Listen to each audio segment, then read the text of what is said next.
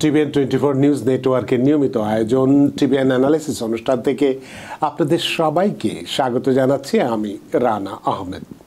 সুপ্রিয় দর্শক, আপনারা এই মুহূর্তে যারা ঘরে টেলিভিশন সেটের সামনে বসে অনুষ্ঠানটি দেখছেন কিংবা আর একটু পরে টেলিভিশন সেটের সামনে বসে আপনাদের এই প্রিয় অনুষ্ঠানটি উপভোগ করবেন, কিংবা এই মুহূর্তে যারা ফেসবুক লাইভে ঢুকেছেন অথবা আরেকটু পরে ফেসবুক লাইভে ঢুকবেন, কিংবা আরও পরে সময় সুযোগ মতো যারা ইউটিউবে অনুষ্ঠানটি দেখবেন, তাদেরকেও আগাম স্বাগত জানিয়ে রাখি।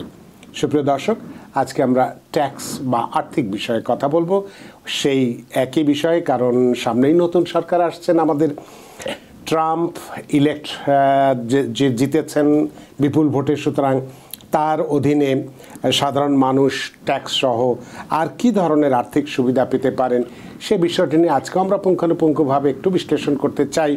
তাতে করে আমাদের, কারণ সবাই বলে থাকে যে ট্রাম্প ক্ষমতায় আসলে অর্থনৈতিক অবস্থা ভালো হয় বা ভালো হতে পারে, এবং আরেকটি বিষয় বলে থাকে তিনি ধনীদেরকে অনেক বেশি সুবিধা দিয়ে থাকেন। সেক্ষেত্রে আমাদের মতো যারা গরিব মানুষ, সাধারণ মানুষ আছি, তারা কতটুকু ট্যাক্স সহ অন্যান্য আর্থিক সুবিধা পেতে পারি সে বিষয়গুলো নিয়ে আমরা কথা বলবো। সুপ্রিয় দর্শক, এর বাইরে আপনাদের তো নানান বিষয়ে প্রশ্ন থাকবে আর্থিক বিষয়ে, সেই প্রশ্নগুলো করবার জন্য আমাদের টেলিভিশন স্ক্রিনে যে টেলিফোন নম্বরটি ভেসে উঠেছে, তারপরেও আমি বলে দিচ্ছি 6463079828 এই নম্বরে ফোন করতে পারেন, কিংবা যাদের ফোন করতে একান্তই অসুবিধা হয় তারা ফেসবুকেও প্রশ্ন রাখতে পারেন। আমরা সবগুলো প্রশ্নের উত্তর দেওয়ার চেষ্টা করব। এবং ইত্যকার এই সমস্ত বিষয়ে আলোচনা করবার জন্য আমাদের স্টুডিওতে উপস্থিত হয়েছেন আপনার আমাদের সকলের প্রিয়জন, প্রিয় মানুষ, প্রিয় মুখ, প্রিয় অ্যাকাউন্ট্যান্ট জনাব পারভেজ কাজী, আইআরএস এনরোলড এজেন্ট এবং সিইও কাকাতুয়া এজেন্সি। জনাব পারভেজ কাজী, আপনাকে স্বাগত। ধন্যবাদ রানা ভাই, ধন্যবাদ টিভিএনের দর্শক শ্রোতা যারা এখন এই মুহূর্তে আমাদের সামনে আছেন এবং আমাদের এই অনুষ্ঠানটি দেখছেন। আপনাকেও অসংখ্য ধন্যবাদ, কারণ সারাদিনের কর্মব্যস্ততা, ক্লান্তি সব কিছু উপেক্ষা করে আমাদের স্টুডিওতে উপস্থিত হয়েছেন, এবং গুরুত্বপূর্ণ একটি বিষয় আজকে আমরা যেটা নির্ধারণ করছি, এই বিষয় সম্পর্কে যদিও আমরা জানি যে ফিনান্সিয়াল দিক থেকে ওইরকম অ্যানালিস্ট নন, কিন্তু অ্যাকাউন্টেন্ট তো বটেই। সুতরাং আপনার কাছে এই ধরনের বিষয়গুলো আমরা খুব আজকে যৌক্তিকভাবেই তুলে ধরতে চাই, বা আপনিও সেইভাবেই বিশ্লেষণ করবেন। তবে তার আগে আমাদের দর্শকরা তো জানেই যে আপনি যেদিন থাকেন একটি কুইজ থাকেই, দুটো কুইজ থাকেই, আজকেও তার ব্যতিক্রম নয়। তাই প্রথমেই আমরা সেই কুইজ দিয়ে শুরু করতে চাই, তারপরে আমাদের মূল বিষয়ে আলোচনায় আমরা আসতে চাই। আমরা প্রথমেই দেখে নেই যে আমাদের আজকের কুইজ যে দুটো আছে সেটি কি আছে। প্রথমেই যে কুইজটি আমরা টেলিভিশনের স্ক্রিনে দেখতে পাচ্ছি, is life insurance proceeds taxable, yes or no, এই একটি। আরেকটি আছে যে tuition expense for private tutor or tutorials is tax deductible, yes or no. এই দুটো বিষয়ে আপনি নিশ্চয়ই এই দুটো সম্পর্কে আপনি বলবেন। যদিও আমরা বারবারই বলে থাকি যে আমরা যে কুইজ দেই সেটা মানুষের জ্ঞান যাচাই করবার জন্য নয়, আমাদের সঙ্গে একাত্ম হবার জন্য। জনাব পারভেজ কাজী। ধন্যবাদ আবারও রানা ভাই। আমার প্রথম কুইজ আজকে হচ্ছে, is life insurance proceeds taxable, yes অথবা নো। লাইফ ইন্স্যুরেন্স প্রসিডস হচ্ছে যে লাইফ ইন্স্যুরেন্স যদি কেউ করেন এবং উনি যদি মারা যান, তো যেই ডেথ বেনিফিটটা বেনিফিশিয়ারিকে দেওয়া হয় সেই টাকাটা কি ট্যাক্সেবল কি না? এটার উত্তর হচ্ছে no. Life insurance proceeds are not taxable, এটা ট্যাক্সেবল নয়। অতএব বেনিফিশিয়ারি অথবা যে রিসিপিয়েন্ট এই টাকাটা পেলেন তাকে তার ট্যাক্সের আওতায় এই টাকাটা আনতে হবে না। আর দ্বিতীয় কুইজটি হচ্ছে, এই দ্বিতীয় কুইজটি রাখার একটা কারণ হচ্ছে আমাদের নিউ ইয়র্ক সিটিতে অনেকগুলো টিউটোরিয়ালস আছে এবং অনেক বাবা মা তার স্কুল গোয়ার্সকে সেই সকল টিউটোরিয়ালে পাঠান, এবং ট্যাক্সের সময় প্রায়শই এই প্রশ্নটার উত্তর আমাদেরকে দিতে হয়। সেটা হচ্ছে যে যেই টাকাটা ওনারা দেন টিউশনের জন্য টিউটোরিয়ালসকে অথবা প্রাইভেট টিউটরকে সেটা ট্যাক্স ডিডাক্টেবল কি না, এটার উত্তর হচ্ছে নো, এটা ট্যাক্স ডিডাক্টেবল নয়। অনেকেই মনে করেন যে এই টাকাটা উনি হয়তো ট্যাক্স ফাইলিংয়ে দেখাতে পারবেন। তো ইনফ্যাক্ট এই প্রাইভেট টিউটর অথবা টিউটোরিয়ালসে যে বাচ্চাদেরকে দেওয়া হয় এবং সেই সংক্রান্ত যেই খরচটা, এটা কিন্তু ট্যাক্স ডিডাক্টেবল নয়। তাহলে আজকে আমরা দুটোর উত্তরই পেয়ে গেলাম। সুপ্রিয় দর্শক নিশ্চয়ই বুঝতে পেরেছেন যে সামনে যেহেতু এটা নভেম্বর মাস চলছে, ডিসেম্বর, তারপরেই জানুয়ারিতে প্রেসিডেন্ট ইলেক্ট ট্রাম্প যেমন ক্ষমতা গ্রহণ করবেন, তেমনিভাবে নতুন বছরের ট্যাক্স ফাইলও আমরা করব। যদিও এই বছরে যে ট্যাক্সটা আমরা ফাইল করব সেটার ক্ষেত্রে নতুন প্রেসিডেন্টের ক্ষমতা পাওয়া বা না পাওয়ার ক্ষেত্রে কোনো কিছু মিন করে না, কারণ এটা আমরা আগের বছরের ট্যাক্সটা দেব। সুতরাং তারপরেও আমাদের প্রস্তুতি নেওয়ার একটি বিষয় আছে। সে কারণে এই দুটো বিষয় নিয়ে যে কুইজ দুটো দিয়েছিলাম, সেক্ষেত্রে আমরা যখন ট্যাক্স ফাইল করব তখন নিশ্চয়ই বুঝতে পারবো কোথায় আমি ডিডাক্ট পাবো বা ডিডাক্টেবল একটা সুবিধা আছে বা নেই। তো অনেক ধন্যবাদ এই দুটো কুইজের জন্য। তো এখন আমরা মূল বিষয়ে যেটা আসতে চাই, যে কয়েকদিন আগেই তো দুঃখিত নির্বাচন হয়ে গেল, আমাদের প্রেসিডেন্ট ইলেক্ট ডোনাল্ড ট্রাম্প বিপুল ভোটে জয়লাভ করেছেন এবং তিনি নির্বাচনের সময় নানান রকম প্রতিশ্রুতি দিয়েছেন বিভিন্ন দিক থেকে। অন্যগুলো আমরা বাদ দিলাম, আর্থিক বিষয়ের কথাও কিন্তু নানানভাবে বলেছেন। সুতরাং সেই হিসেবে আপনার কাছে যে প্রশ্নগুলো থাকবে, যে সাধারণ মানুষ যারা আমরা আছি তারা কি ট্যাক্স সহ অন্যান্য আর কি ধরনের সুবিধা পেতে পারবো এই নতুন সরকারের কাছে, যেটা 20শে জানুয়ারির পরে ক্ষমতা যখন নেবেন তারপরে, এবং এখানে ব্যবসায়ীরা কি ধরনের সুবিধা পেতে পারেন, এবং ব্যবসায়ীদের মধ্যে খুব বড়লোক যারা ব্যবসায়ী আছে তারা কি ধরনের সুবিধা পাবেন, আবার আমাদের মতো যারা ক্ষুদ্র ব্যবসায়ী আছে তারাও কি একই ধরনের সুবিধা পাবো কি পাবো না, এই বিষয়গুলো আপনি বলবেন। বা অর্থনীতির কোন কোন সেক্টরে কি কি পরিবর্তন আসতে পারে, সেক্ষেত্রে দ্রব্যমূল্য যেটা আছে ক্রয় ক্ষমতার মধ্যে থাকবে কি না, তারপরে কর্মসংস্থান আরও বেশি সৃষ্টি হবে কি না, বা মুদ্রাস্ফীতি রোধে তিনি কি ধরনের পদক্ষেপ গ্রহণ করতে পারেন, ইত্যাদি নানান প্রশ্ন আরও থাকবে আপনার কাছে। তো সেই প্রশ্নগুলো নিশ্চয়ই আপনি যখন আলোচনা করবেন কথার পিঠে কথা আসবে। তো প্রথমে আমরা জানতে চাই যে আমরা যারা সাধারণ মানুষ আছি তারা তার ট্যাক্স যে আর্থিক নীতি যেটা গ্রহণ করতে যাচ্ছেন সেক্ষেত্রে কি সুবিধা পেতে পারি আমরা? ধন্যবাদ রানা ভাই। প্রেসিডেন্ট ইলেক্ট ট্রাম্প এখনো বসেননি। 20শে জানুয়ারি থেকে শপথ নেবেন এবং ক্ষমতা গ্রহণ করবেন। তো উনি কিন্তু বরাবরই যে ট্যাক্স বৃদ্ধির বিরুদ্ধে, আচ্ছা, উনি কিন্তু সবসময়ই আমরা বলে থাকি যে প্রপোনেন্ট অফ ট্যাক্স রিডাকশন। উনি এর আগের 4 ইয়ার টার্মসেও উনি বলেছিলেন এবং উনি সেই কথা রেখেছেন। উনি কিন্তু ট্যাক্স কাট অ্যান্ড জব অ্যাক্টসের মাধ্যমে উনি সর্বস্তরের মানুষের জন্য ট্যাক্স রেট কিন্তু রিডিউস করেছিলেন। এখানে একটু কথা থেকে যায় যে নিম্নবিত্ত অথবা নিম্ন মধ্যবিত্তদের জন্য যতখানি উনি ট্যাক্স কাট দিয়েছিলেন, উচ্চবিত্তদেরকে তার থেকে অনেক বেশি দেয়া হয়েছিল। অর্থাৎ এটা একটু ডিসপ্রপোর্শনেট ছিল না, কিন্তু সেখানে তো যুক্তি ছিল। হ্যাঁ, যুক্তি ছিল এবং সে তো সেটা দিয়েছে। তারপরও নিম্নবিত্তের লোকজন অথবা মধ্য নিম্নবিত্ত যারা, তারাও ট্যাক্স কাট পেয়েছে এবং অনেকেই এটার দ্বারা উপকৃত হয়েছেন, যে ট্যাক্স লায়াবিলিটি কমে আসছে। আর উচ্চবিত্তদেরকে উনি যদিও একটু বেশি পরিমাণে দিয়েছিল ট্যাক্স ছাড়, মানে ট্যাক্স রেটটা কমিয়ে এনেছিল অনেকখানি তাদের জন্য, বাট স্টিল উনি যে কথা দিয়েছেন এবং উনি কিন্তু এবারও বলেছেন যে সর্বস্তরের মানুষের জন্য উনি ট্যাক্স কাট করবেন। এমনিতেই তো আমরা জানি যে $35 ট্রিলিয়ন আমাদের যেটা ইয়ার ক্ষেত্রে ঘাটতি রয়ে গেছে, তাই না? তাহলে সেক্ষেত্রে কি আরো ঘাটতিটা বাড়বে না?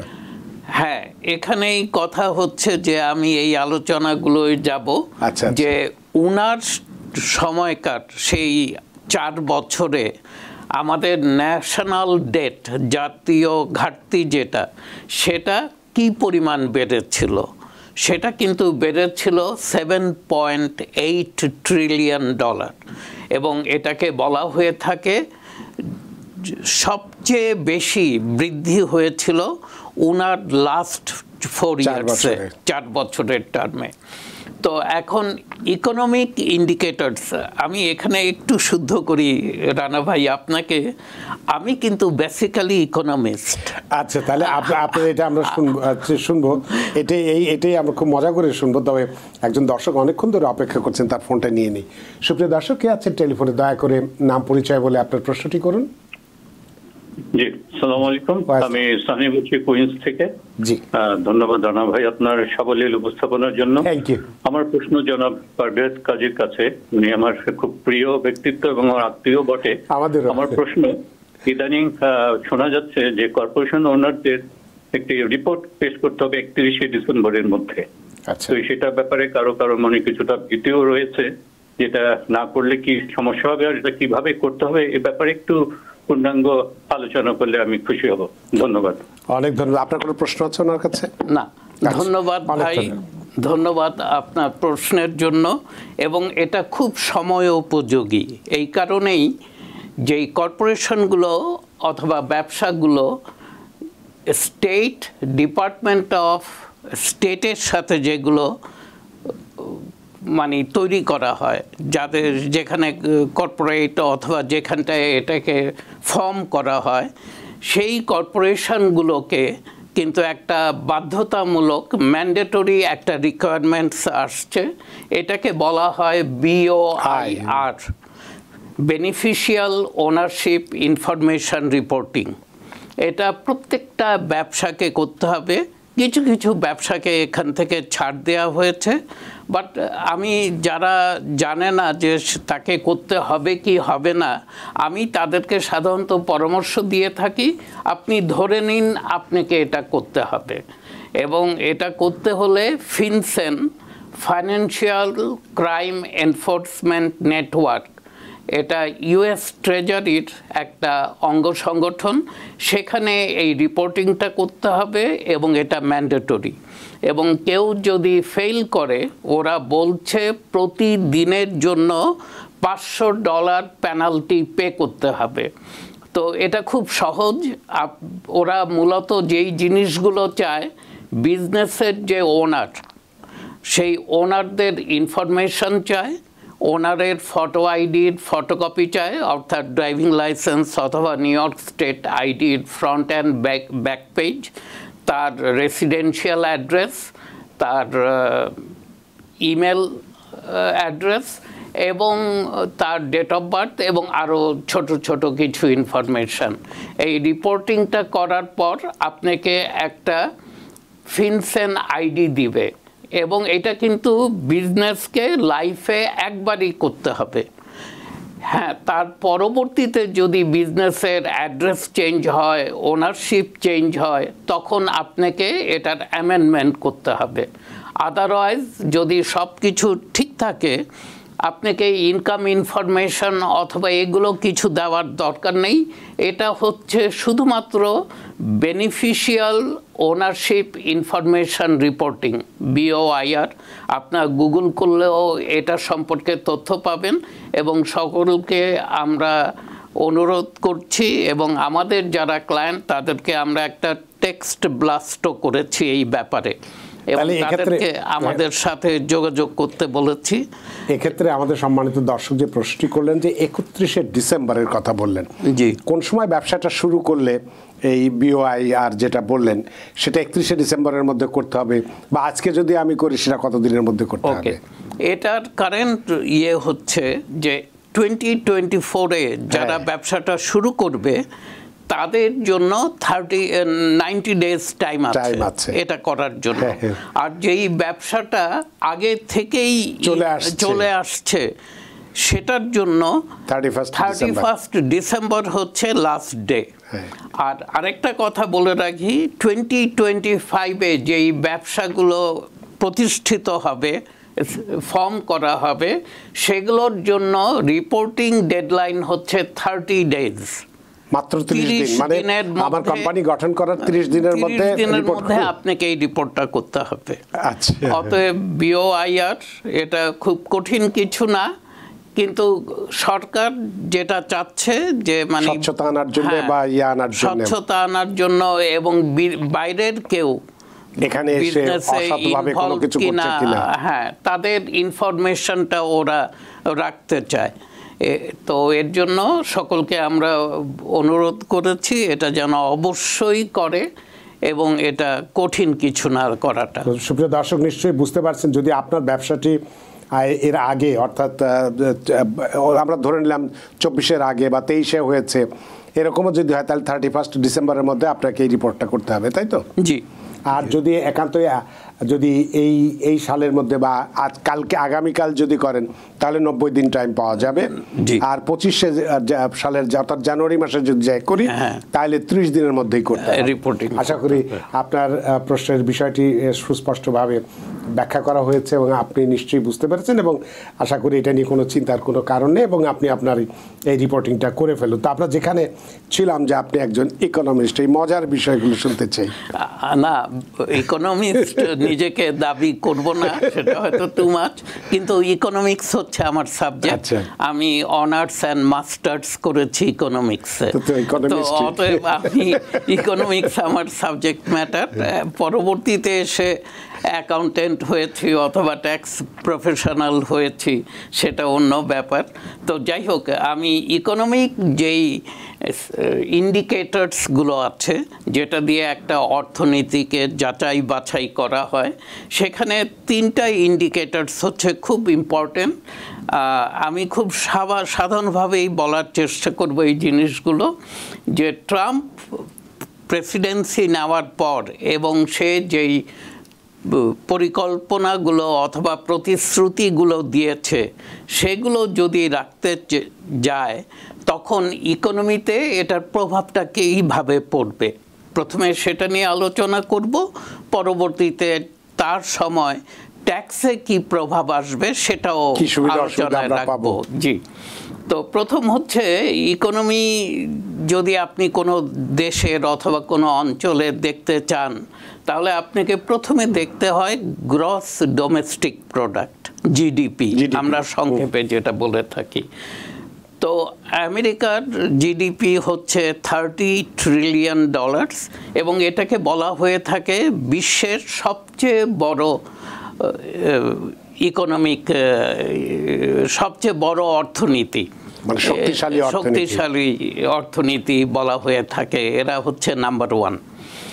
এবং গত বছরের সাথে যদি এবছর আপনি তুলনা করেন, তাহলে আমাদের জিডিপি গ্রোথ হয়েছে 4.8%। এটা কিন্তু একটা healthy growth, 4.8%। Compare to price inflation, আমাদের কারেন্ট ইনফ্লেশন রেট হচ্ছে কিন্তু 2.6%। মানে বাইডেন প্রশাসন অত্যন্ত সার্থকভাবে তারা কিন্তু ইনফ্লেশনকে অনেকখানি কমিয়ে আনতে পেরেছে, এবং সেটার জন্য ডেফিনেটলি ফেডারেল রিজার্ভ চেয়ারম্যান সাহায্য করেছে ইন্টারেস্ট রেট বাড়িয়ে এনে, এবং আনএমপ্লয়মেন্টও কিন্তু একটা বড় ইন্ডিকেটর ইকোনমির, এবং আমাদের কারেন্ট আনএমপ্লয়মেন্ট রেট হচ্ছে 4.1। এটা শুভঙ্করের ফাঁকি আছে না, এই ইকোনমি কিন্তু যদিও অনেকে বলছে ইকোনমি ভালো না, এবং ইকোনমির কারণেই আমাদের অপরপক্ষ খুব একটা ভোট পায়নি, সেটা হতে পারে, কে কিভাবে দেখছে, কিন্তু এই অর্থনীতিটাকে এই ইন্ডিকেটরস দিয়ে কিন্তু বোঝা যায় যে কারেন্ট প্রশাসন, অ্যাডমিনিস্ট্রেশন অথবা বাইডেন প্রশাসন অর্থনীতির প্রতি তারা কিন্তু কোনো প্রকার অবহেলা করেনি। তারা চেষ্টা করেছে যেভাবে সম্ভব অর্থনীতির চাবিকাঠিকে সচল রাখতে তারা আপ্রাণ চেষ্টা করেছে, এবং আমি বলবো তারা সার্থক ছিল। এখন ট্রাম্প যেই প্রতিশ্রুতিগুলো নিয়ে এসছে, তার প্রথম প্রতিশ্রুতি আমরা যদি একটু দেখি, যে সেটা হচ্ছে যে সে ট্যাক্স কাট করবে। তো ট্যাক্স কাট করলেই, ট্যাক্স কিন্তু গভর্নমেন্টের একটা বড় ধরনের রেভিনিউ, হ্যাঁ রেভিনিউ, এবং যে রেভিনিউ দিয়ে সরকার তার অনেক কর্মকাণ্ড অর্থ যোগান দিয়ে থাকে। এবং যদি এই রেভিনিউটা জেনারেট না করে, সরকারকে ম্যানেজ করার জন্য যেটা করতে হয় যে তার অনেক অর্থনৈতিক কাণ্ডকে বাদ দিতে হয়, অথবা সেই কাজগুলোকে বন্ধ রাখতে হয়। এখন যদি ধরে নেই সরকার যেই কাজগুলো করে সেগুলোকে সচল যদি রাখতে চায়, তাহলে কিন্তু এই ট্যাক্স কাটে যেই রেভিনিউটা লস হবে, সেটাকে ট্রাম্প সরকার বলছে যে ওরা ট্যারিফের মাধ্যমে সেই শূন্যস্থানটা পূরণ করবে। এবং ট্যারিফ ওরা বলছে 10 to 20% across the board tariff ধার্য করবে, এবং চাইনিজ প্রোডাক্টের উপরে ট্যারিফ 60 to 100% পর্যন্ত ধার্য হতে পারে। তাহলে জিনিসপত্রের দাম বেড়ে যাবে না? হ্যাঁ, এখন ট্যারিফে কি কি সমস্যাগুলো আসতে পারে? সবচেয়ে বড় কথা, আমরা যেই ট্যাক্সটা রাজস্ব আদায় করে থাকি, ট্যারিফ ইম্পোজ করে আমি কি সমপরিমাণ টাকা আদায় করতে পারবো কিনা? এটার উত্তর হচ্ছে না। আমি যে ট্যারিফ দিয়ে যে গভর্নমেন্ট যে রেভিনিউটা আর্ন করবে, সেটা কিন্তু অনেক কম ট্যাক্স কাট দিয়ে যে রেভিনিউটা গভর্নমেন্ট ছেড়ে দিবে। কিন্তু তারপরও ট্রাম্প সরকার বলছে ট্যারিফ আমরা ইম্পোজ করছি দুটো হাতিয়ার হিসেবে। একটা হচ্ছে ডোমেস্টিক ম্যানুফ্যাকচারিং ইন্ডাস্ট্রিকে আমরা প্রোটেক্ট করব, এবং ডোমেস্টিক এমপ্লয়মেন্ট বাড়বে, এবং এটা অর্থনীতিতে একটা প্রভাব ফেলবে। হ্যাঁ, দ্বিতীয়ত হচ্ছে যে আমরা অর্থনীতিকে তো সচল করবই, আর সেই সাথে রেভিনিউ জেনারেশন টুল হিসাবে এটা ব্যবহার করব।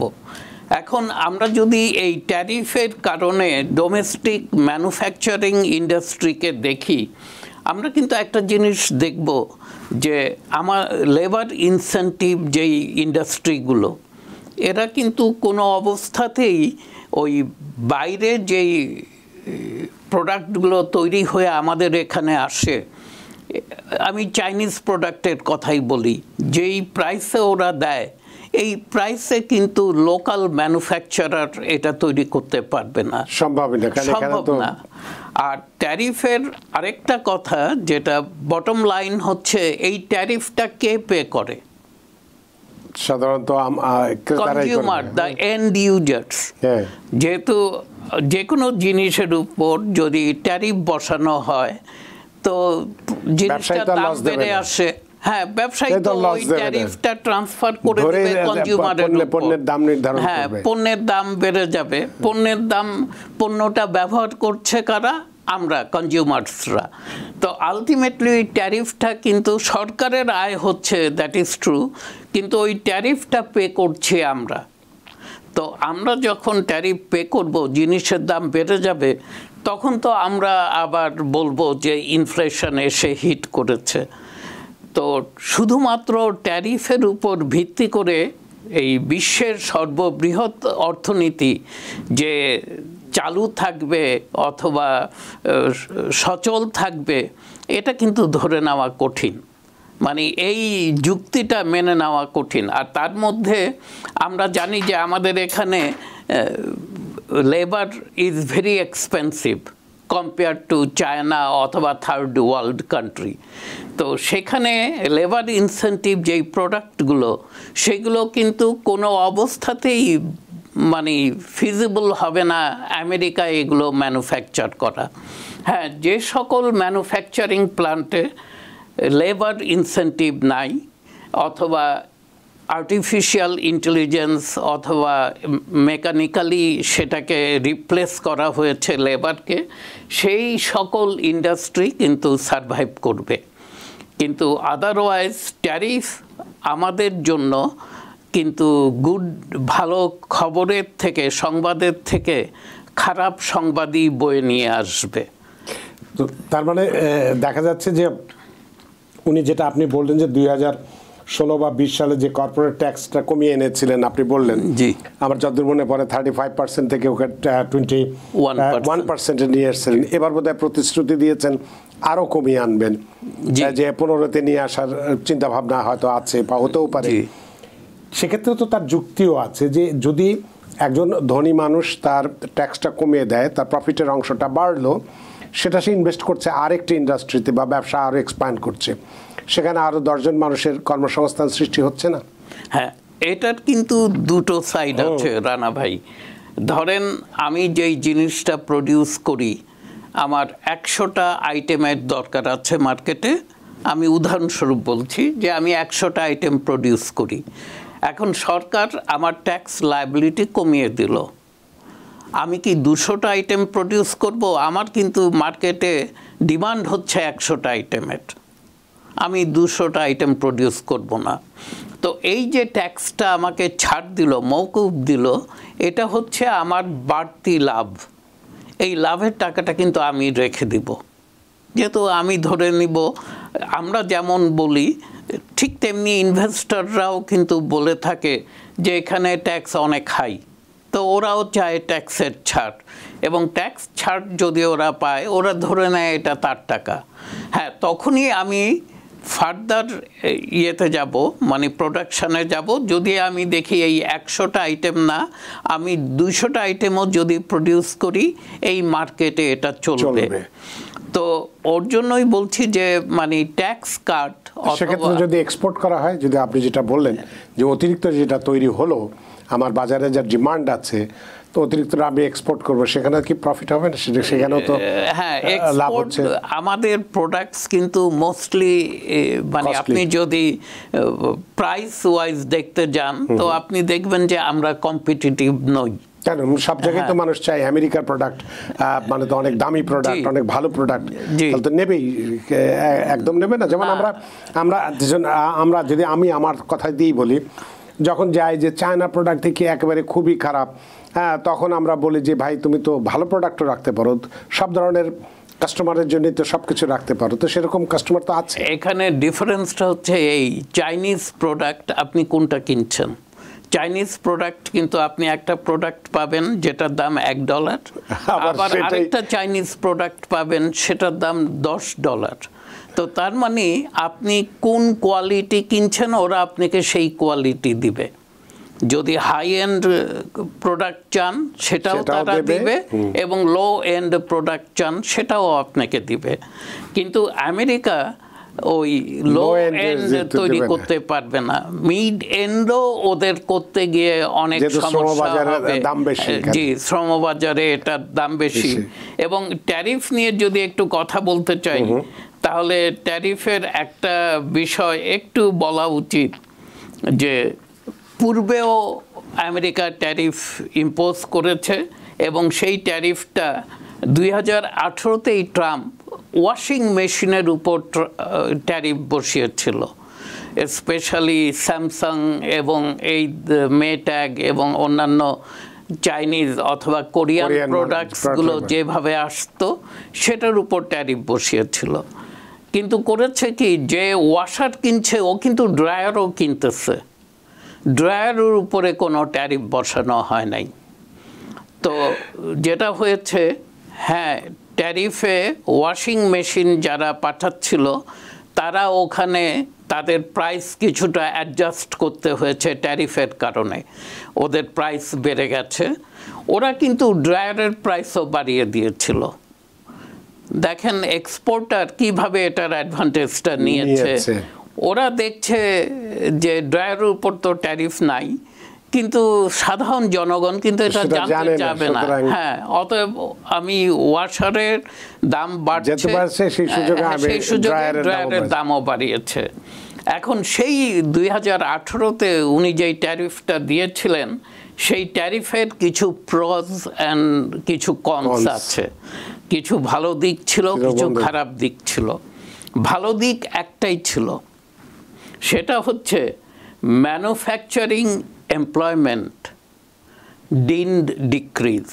আচ্ছা, ম্যানুফ্যাকচারিং এমপ্লয়মেন্ট ডিক্রিজ হয় নাই। আচ্ছা, আর এটার খারাপ দিক কি কি ছিল সেটা হচ্ছে, আমরা শুনবো, খারাপ দিকটা শুনবো, তবে আমাদের একটা বিরতিতে যেতে হবে, কারণে এই খারাপ দিকটা এখন শুনতে পাচ্ছি না। অবশ্যই আমরা শুনবো খারাপ দিকটা, কারণ দুটো মিলেই আমরা চিন্তা করব যে কি সুবিধা পেতে যাচ্ছি বা কি অসুবিধার মধ্যে আমরা পড়ছি।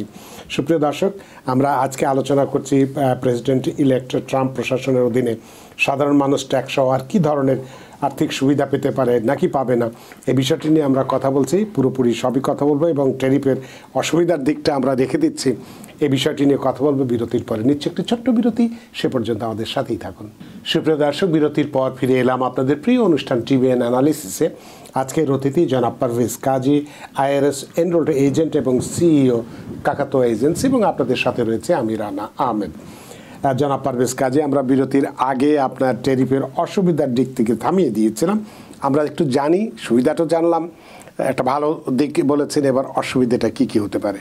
জি, ধন্যবাদ। যেটা বলছিলাম যে ম্যানুফ্যাকচারিং এমপ্লয়মেন্ট ভালো দিক হচ্ছে যে এটা ডিক্রিজ করেনি ট্যারিফ ইম্পোজ করার পর, কিন্তু এটার খারাপ দিকগুলো হচ্ছে ম্যানুফ্যাকচারিং এমপ্লয়মেন্ট এটা কিন্তু ইনক্রিজও করে নাই, বাড়ে নাই। নাম্বার 2 হচ্ছে একটা ম্যানুফ্যাকচারিং ইন্ডাস্ট্রিতে শুধু ম্যানুফ্যাকচারিং এমপ্লয়মেন্ট থাকে না, সেই সাথে আরও আনুষঙ্গিক এমপ্লয়মেন্টও থাকে। সেই আনুষঙ্গিক এমপ্লয়মেন্ট ওভারঅল ডিক্রিজ হয়েছিল এবং 142,000 জব লস হয়েছিল, মানে লোকজন চাকরি হারিয়েছে। আর সেই ট্যারিফের কারণে প্রত্যেকটা হাউজ হোল্ডের যে অ্যাভারেজ কস্ট এসছিল ইয়ারলি, সেটা হচ্ছে $625। তো তার মানে এই ট্যারিফের মূল দায়ভারটা নিতে হয়েছিল সাধারণ মানুষকে। তো ট্যারিফ সবসময় যে সাহায্য করে তা না। হ্যাঁ, অনেক সময় অনেক ইন্ডাস্ট্রির প্রোটেকশনের দরকার হয়। বহির্বিশ্বের যারা ম্যানুফ্যাকচারার্স, তাদের থেকে দেশের স্বার্থে, জাতির স্বার্থে অনেক ইন্ডাস্ট্রিকে প্রোটেক্ট করতে হয়। সেটার জন্য যদি সরকার কিছু ক্ষতি স্বীকার করেও ট্যারিফ ইম্পোজ করে, সেটা মেনে নেওয়া যেতে পারে। কিন্তু অ্যাক্রস দ্য বোর্ড সব কিছুর উপরে ট্যারিফ বসাবে এবং যেই রেভিনিউটা হারাচ্ছি সেটা উদ্ধারের জন্য এটা কিন্তু কার্যকর হয় না। এবং আমরা আগেও দেখেছি, সেক্ষেত্রে এই ট্যারিফ দেয়, কিন্তু যদি ভর্তুকি দেয়, তাহলে ভর্তুকি দিলে তাহলে তো এটার ইফেক্ট পড়বে না সাধারণ মানুষের উপরে। না, ভর্তুকিটাও কিন্তু সাধারণ মানুষই ক্যারি করে, সরকার তো আর আর্ন করে না, আমাদের কাছ থেকে টাকা নিয়ে সেটা করে থাকে। আরেকটা জিনিস ট্রাম্প খুব শক্তভাবে বলছে যে গভর্নমেন্ট ডিরেগুলেশন, এটা নিয়েও বিশদ আলোচনার স্কোপ আছে, যেহেতু এটার পক্ষে এবং বিপক্ষে দুই দিকেই কথা বলা হয়ে থাকে, যুক্তি আছে। এবং ওভারঅল ডিরেগুলেশন যেটা সাহায্য করে অয়েল ইন্ডাস্ট্রিকে, এয়ারলাইন্সকে, ব্যাংকিংকে এবং টেক কোম্পানিগুলোকে। তো এটার পক্ষে বিপক্ষে দুদিকেই বলার সুযোগ আছে। তো ওভারঅল যদি ধরে রাখি যে এই ডিরেগুলেশন এই সেক্টরগুলোকে আমাকে ইকোনমিক গ্রোথে সাহায্য করবে, এটা কিন্তু সময় বলবে যে ডিরেগুলেশন এবং কী পরিমাণ ডিরেগুলেটরি সে করছে, এটার উপরও ভিত্তি করে এগুলোর উপর আলোচনা করা যেতে পারে পরে কখনো। কিন্তু একটা জিনিস একটু আলোচনা না করলেই নয়, সেটা হচ্ছে মাস ডেপোর্টেশন, যেটা এই সরকার বেশ শক্তভাবে বলছে এবং বলা হচ্ছে দরকার হলে সেনাবাহিনীকেও নিয়োগ করা হবে এই কাজের জন্য, আনঅথরাইজড ওয়ার্কার্সদেরকে ডেপোর্ট করার জন্য। আমাদের বুঝতে হবে যে কারেন্ট সিভিলিয়ান লেবার মার্কেটে 168.5 মিলিয়ন ওয়ার্কার আছে। তো এর মধ্যে 8.5 মিলিয়ন হচ্ছে আনঅথরাইজড অথবা আনডকুমেন্টেড। এখন এই আনডকুমেন্টেড ওয়ার্কার্সদেরকে আমি যদি এক্সপেল করি তাহলে কি হতে যাচ্ছে? আমাদের অনেক ইন্ডাস্ট্রি অনেক জায়গায় কিন্তু ওরা ডিপেন্ডই করে এই আনডকুমেন্টেড লোকদের উপরে, যেহেতু ওখানে ইউএস সিটিজেন অথবা গ্রিন কার্ড হোল্ডার সাধারণত ওই কাজগুলো করতে চায় না। যেমন এগ্রিকালচার এবং কনস্ট্রাকশন ইন্ডাস্ট্রি কিন্তু ভীষণভাবে ক্ষতিগ্রস্ত হবে। এবং এটা কিন্তু আমাদের একটা, আমি বলবো যে আমাদের এজ, মানে আমাদের এটা একটা প্লাস পয়েন্ট যে আমাদের লো কস্ট লেবার অ্যাভেলেবল আছে, স্পেশালি এগ্রিকালচার এবং কনস্ট্রাকশন মার্কেটে। তো এই আমাদের যে অ্যাডভান্টেজটা, এটা যদি আমরা লুজ করি তাহলে কিন্তু এগ্রিকালচারাল প্রোডাক্টসের দাম বাড়বে, মানে ফুড। আমরা এই যে অরেঞ্জ পিকের জন্য কিন্তু একজন গ্রিন কার্ড হোল্ডারকে পাওয়া যাবে না, অথবা স্ট্রবেরি পিক আপের জন্য। এখানে কিন্তু আমাকে আনডকুমেন্টেড অথবা বাইরের থেকে নিয়ে আসতে হবে। সরকারের এখন একটা প্রোগ্রাম আছে যেখানে ওরা ইস্ট ইউরোপ থেকে অনেককেই ভিসা দিয়ে নিয়ে আসে, কিন্তু সেটা এনাফ না। অতএব আনডকুমেন্টেড আমরা একটু খুশি হই, হ্যাঁ ইলিগাল ঢুকছে সমানে টেক্সাস অথবা অন্যান্য বর্ডার দিয়ে, তাদেরকে বের করে দেয়া হোক, এটা একটা পলিটিক্যাল স্লোগান হতে পারে। কিন্তু এটা কিন্তু আমাদের অর্থনীতি এবং ইউরোপের অর্থনীতির মধ্যে এই ডিফারেন্সটা আমাদের দেখেন, জিডিপি গ্রোথ হয়েছে 4.8%, হ্যাঁ 7-8%, অলমোস্ট 8। সেখানে ইউরোপের জিডিপির গ্রোথ হয়েছে 2%। তো আমাদের এই জিডিপি গ্রোথে আমাদের এই আনডকুমেন্টেড লেবার ফোর্সের কিন্তু বিরাট একটা অবদান আছে। এটা আমরা স্বীকার করি আর না করি, এটা আপনি যেটা বলেছেন সেটা ঠিক, কিন্তু এক্ষেত্রে দ্বিমতও আছে। আমরা যদি, হ্যাঁ এটা ঠিক, ট্রাম্প এই আপনি যে কথা বললেন যে হুমকি দিচ্ছে বা বের করে দেবে, এর আগের 16 নির্বাচনেও ট্রাম্প একই ধরনের হুমকি দিয়েছিলেন এবং বেরও করেছিলেন।